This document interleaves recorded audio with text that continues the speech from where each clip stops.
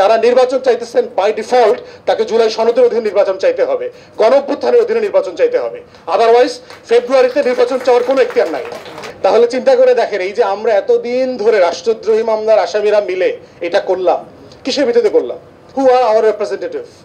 আমাদের প্রতিনিধি কারা? কে তাদেরকে নির্বাচিত করেছেন? তাদেরকে ট্যাক্স ইম্পোজ করার অথরিটি আছে? ইয়েস, আছে। এবং সেটা আছে গণঅভ্যুত্থানের কারণে আছে, সংবিধানের কারণে নাই। অতএব বুঝতে হবে যে অথরিটি কিভাবে তৈরি হয়, লেজিটিমেসি কিভাবে ক্রিয়েট হয়। এই যে ঐক্যমত্য কমিশনের নামে আমরা যা যা করলাম, এই হাসিনার সংবিধান মোতাবেক আমরা কি রাষ্ট্রদ্রোহী মামলার আসামি না সবাই? 7 ক খ এগুলো দিয়ে।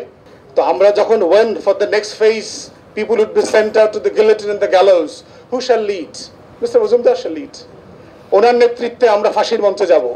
কারণ আমরা সবাই এই সংবিধানের অধীনেই, যদি মার্চ মাসে ডিসাইড করা হয় যে কমিশনের মিটিংয়ে যারা যারা ছিলেন তাদেরকে সবাই shall be sent out to the gallows, তাহলে চিন্তা করে দেখেন, এই যে আমরা এতদিন ধরে রাষ্ট্রদ্রোহী মামলার আসামিরা মিলে এটা করলাম, কিসের ভিত্তিতে করলাম? চিফ জাস্টিস অ্যাপয়েন্টমেন্ট হয়েছে, সংবিধানে বলে দেওয়া আছে হের সাথে পরামর্শ কইরা হের নাম হের কাছে পাঠাইবো, হে অ্যাপ্রুভ কইরা তারা শপথ দিব, এটা বলা আছে। চিফ জাস্টিস কেমনে অ্যাপয়েন্টেড হয়েছে? এভাবেই চলতেছে। তাহলে প্রশ্ন হচ্ছে যে আমরা সংবিধানটা kind of a precedence, convention, tradition, practice আকারে অ্যাপ্লাই করছি। প্রবলেম হচ্ছে যারা আমরা নির্বাচন চাই অবিলম্বে, অথবা সকল রাজনৈতিক দল নির্বাচন চাচ্ছে, আপনি 106-এর সরকারের কাছে নির্বাচন চাইতে পারেন কিনা? কারণ 24-এ একটা নির্বাচন হয়েছে, নেক্সট নির্বাচন ইজ ডিউ ইন জানুয়ারি ফেব্রুয়ারি 2029। আগামী নির্বাচন তো ডিউ হচ্ছে 2029-এর ফেব্রুয়ারিতে, জানুয়ারিতে। কিসের ভিত্তিতে আপনি নির্বাচন চাচ্ছেন? এখন বলতে পারেন সংসদ নাই তো। এ কারণেই তো 106 রেফার করে নির্বাহী সকল কার্যক্রম কন্টিনিউ করবার এখতিয়ার সুপ্রিম কোর্ট দিয়েছে আপনাকে, যেন আপনি কাজ চালায় যেতে পারেন। সেভাবে কাজ চালাইতেছে, বিটিভিতে বাজেট পেশ করতেছে, যা যা যেখানে অ্যাপয়েন্টমেন্ট করা দরকার করতেছে, ট্যাক্স ভ্যাট বাড়াইতেছে, রিফর্ম অর্ডিন্যান্স দিয়ে দেশ চালাইতেছে। তো 29 জানুয়ারি প্রদেশে চালাইতেই পারে। তাহলে 106-এর অধীনে আসলে আমরা নির্বাচন চাইতে পারি কিনা? না, পারি না।